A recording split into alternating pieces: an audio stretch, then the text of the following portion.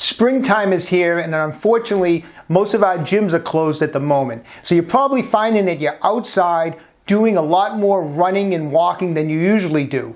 Are your shins starting to hurt? Then I'd check out this video.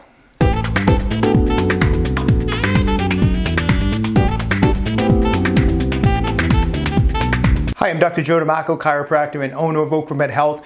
We're in the office today. We're talking about a common injury that brings a lot of patients into my office in the springtime, shin splints. Now, why is that? Well, a lot of us are very inactive over the winter. The nice weather starts rolling around in the spring, and we get outside and we start doing a ton of walking and running. In particular now, where a lot of our health clubs are closed because of the pandemic, we're cooped up in the house. We're actually, a lot of people are actually getting out and walking and running a lot more than they ever have before, just to help keep their sanity. I mean, people just can't work out like they used to, and believe me, no one understands that better than me. You know, if I can't work out, you know, you just go kind of nuts. I mean, you want to get out and exercise, so a lot of people are out walking and running, and that's awesome, but a lot of times it leads to injuries. And with walking and running, a common injury is what we call shin splints. We're talking today about shin splints along the outside of the lower leg. There's also shin splints that can happen on the inside, involving a different muscle. And I did a video on this a while back. I'm going to put the card up above me. If your shin splints are on the inside of your lower leg, check out the video that I did before. But today we're talking about shin splints on the outside. And when it's on the outside, it involves a muscle called the tibialis anterior. Now, the tibialis anterior attaches to the upper 2/3 of the tibia, which is the main shin bone here. And it runs down here, and it's a very flat muscle, and it comes all the way down to the ankle, and then a long tendon comes across the ankle and attaches to the inside part of the foot. So because of that, and the tendon crossing, the function of this muscle is it flexes the foot up, but it also, as it flexes, it'll actually invert the foot this way, it'll pull it inverted, so it'll invert the foot. So it flexes and inverts the foot. And this muscle, when we walk and run, takes a lot of abuse. It can get really sore, it can get really painful. The quicker you can start working on this, the better. Once shin splints become like full-blown shin splints and they get really, really painful, there's not a whole lot, you know, a lot of it's just going to have to be with rest to get over it. But if you can catch it early, you can do some work on it, you can fix it. So what I'm going to go over today is we're going to go over how to do some fascial release work on the tibialis anterior, and then I'm going to show you some awesome exercises to strengthen the tibialis anterior, because I want to keep you guys exercising, I want to keep you guys keep clear heads, get out there, walk, run, do whatever you can to stay fit, stay healthy. Okay, so let's do some fascial release work on the tibialis anterior. As I mentioned, the muscle's running, it's flat, it's fairly thin running down the shin. When it gets to the ankle and to the foot, it's just a long tendon coming across. So there's really nothing we're going to do with the ankle, but we are going to work this part of the muscle, the belly of the muscle, which is right here.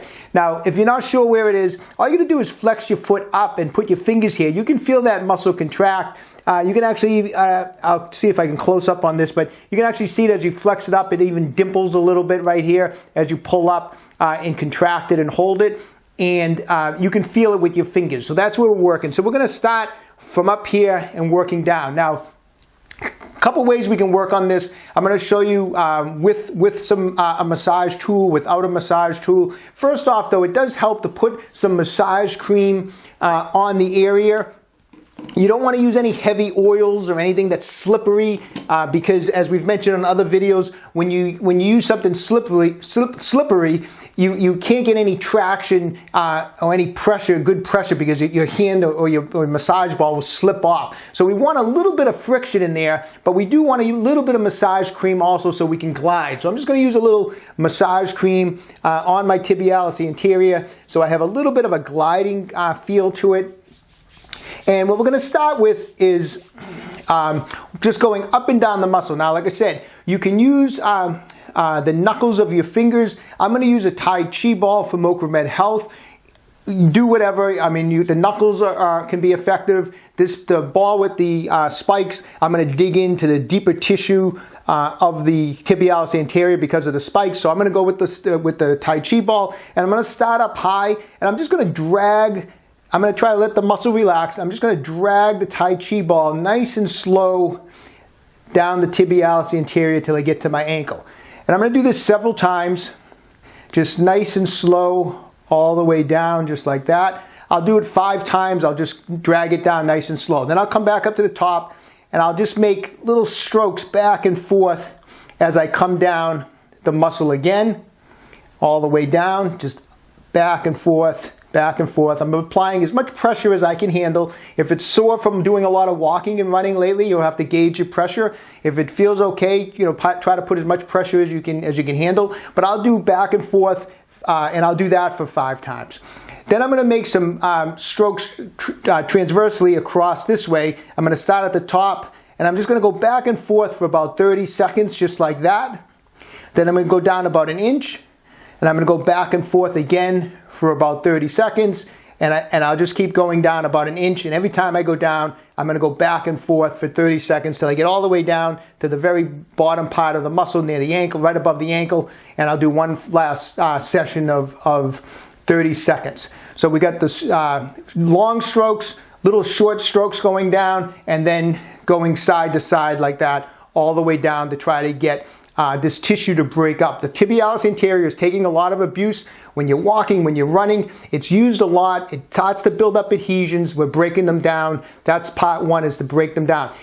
So after we do that type of fascial release work, just manually pressing in, you can turn and just gauge your pressure, because this is going to be very sensitive, is you can actually turn the outside, go right on top of the Tai Chi ball, and if you want to get a little extra pressure, now you can put a little body weight on the Tai Chi ball and go back and forth, side to side, and spend about 30 seconds just kind of digging around, then drop it down about 1 inch, do the same thing, side to side, up and down, and just kind of dig it around and drop it down 1 inch. With putting some body weight on it. Be very, very careful. When I was just doing that, I was supporting a lot of my weight with my arms. It's a thin muscle, but you can get a little extra pressure if you want, instead of manually doing it, is just putting your body weight on top of it. Either way is fine, but just be careful.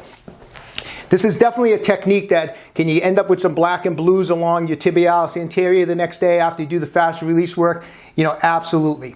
Now we want to try to get some release in there by actively moving the ankle as we apply some pressure. So this can be done a couple different ways. You can take the ball and press it into the tibialis anterior and then pull up towards the knee. Keep the foot flexed. The foot is flexed. The ball I'm pressing in, I'm pulling up towards the knee, and then from this position, I'm going to extend the toes out. And I'm going to do that for 5 repetitions like this while I'm holding and pulling up on the ball. Then I'm going to come down about 1 inch. I'm going to have the foot flexed. I'm pressing in. I'm pulling the tissue towards the knee, so I'm pulling it up, and then I'm going to extend out the toes like this. So the muscle flexes the foot up. So to do a release on it, we're actually going to press in, pull up this way, and put pressure on the muscle. And now, by trapping that tissue, we extend the foot. That's going to take the fibers along, especially the adhesion type of fibers in that tibialis anterior, and it's going to help just pull it apart and break it up.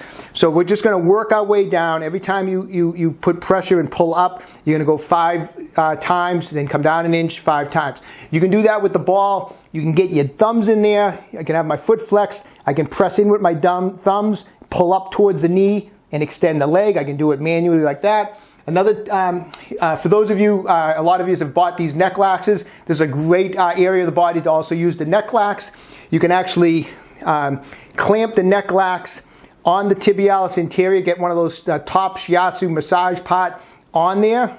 You can actually hold it clamped with this hand, and with this hand pull up towards the knee. So I got it clamped with this hand. I'm pulling up towards the knee with this hand, and now I can do my straightening of my toes 5 times, then go down 1 inch, clamp it, pull up with the other hand, and again point the toes. So the neck lax comes in handy for releasing the tibialis anterior also. Don't forget on these neck laxes too, you can pull the shiatsu massages in and you can rotate them. So you can fit a lot of different size body parts in here. So they do rotate to fit different sizes, but that's a great tool to work on doing the release. So anyways, manual digging, trying to dig out the adhesions, and then some active, some type of release type of work, fascial release work, where we're trapping the tissue and then stretching it to break it up.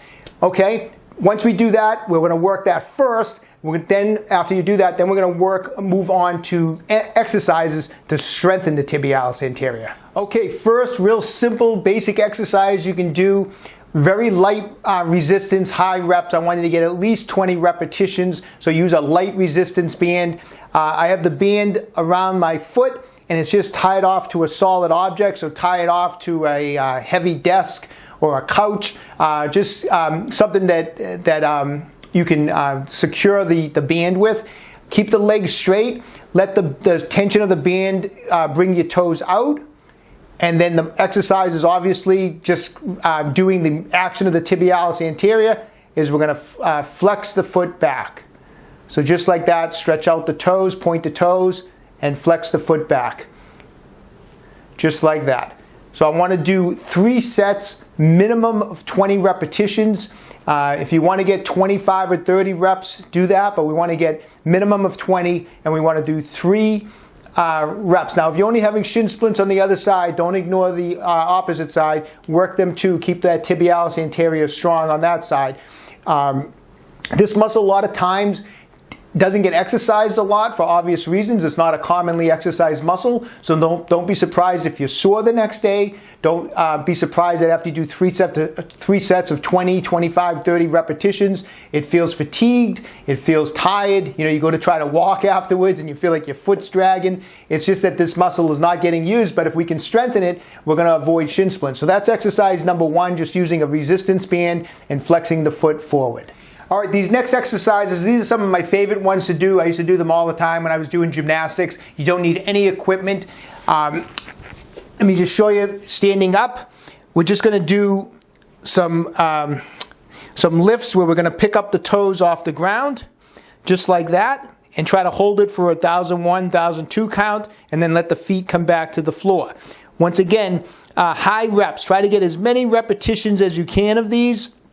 And then we're going to do 3 sets. So try to build up to you doing 20, 30, 40, 50 repetitions on each set. When you get really good at this, you can actually get on a stair, on a step, and you get a little better range of motion. And you might want to hold on to something because for balance, but let the toes drop down a little bit, and you can hang them off the step and then pull the feet up. So you get a little better range of motion. It's a little more difficult doing it off a step. Once again, stretch down, come back up, hold for 1,001, 1,002 count. And once again, 3 sets, as many repetitions. And then another favorite of mine is just heel walking. You just get up on your heels of your feet, keep your legs stiff, and just take 20, 30, 40, 50 steps one way, turn around, and go the other way with some heel walking. This is a great exercise. When you're on your heels and you do some walking like this, you really feel that burn taking place on that tibialis anterior. So those are all great exercises you can do. Requires no equipment. One last thing to note on this is after you get done doing some of these tibialis anterior exercises, stretch out the calf muscles in the back by just getting back on that step possibly, and just let the heels drop. Just let the heels drop down off a step, and spend about 60 seconds in this position. Do it 2 or 3 times. A lot of times what happens with this is the tibialis anterior pulls the foot up, the calf muscles point the foot. Tightness in the calf can add to some of the stress on this. If you have super tight calves, sometimes people come in with this. I always check their gastrocnemius and their soleus in the back, because sometimes people with super tight calves are more susceptible to this. So don't forget, besides the fascial release and strengthening the tibialis anterior, stretch the gastroc and the soleus, okay? So give those exercises a try. All right, so there you have it. You know, at the first sign of those shins getting tight or starting to get the slightest bit sore, get working on them. You know, you don't want this developing into a problem where you can't get out and exercise, because I'm telling you right now that with everything going on, you have to do everything you can to exercise. I mean, it's not just good for the body, it's good for the mind. You got to get out there, do what you can at home for home exercises. Get out and do some walking, do some running, but stay safe. You know, one thing that they're not talking a lot about, I know they're talking about ways to prevent this virus, you know, washing your hands and all this type of stuff. But the thing I don't hear a lot about that I want to share is keeping your immune system up. Make sure you're getting plenty of rest. You know, eat well, take your multivitamins, you know, do what you can to boost your immune system. That's so important, along with the other instructions that you're getting day to day, you know, from the CDC and all that to try to prevent this virus. And let's do all we can to help each other, okay? All right, hey, listen, when you get a chance, go to my website, www.OcraMedHealth.com. We have fascial release instruments. We have our new Core Flex ab roller is in. This is great for home workouts. Exercise plans, mobility plans, check it out, okay? You know, if you're enjoying these videos, please subscribe to my channel, OcraMed Health on YouTube. Questions about exercises or injuries, just leave a comment in the comment section below. Anyone who has written in before know that I get back to everybody. And don't forget, OcraMed Health is here to keep you fit forever.